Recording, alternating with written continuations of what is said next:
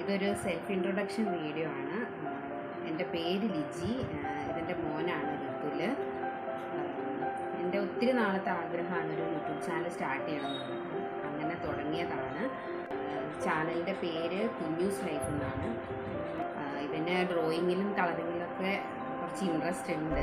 അപ്പോൾ അത്തരം വീഡിയോസ് ആയിരിക്കും കൂടുതലുണ്ടാവുക. പിന്നെ ഫാമിലി വ്ളോഗ് ഉണ്ടാവും, ചെറിയ കുക്കിംഗ് വീഡിയോയും എല്ലാം ഉണ്ടാവും.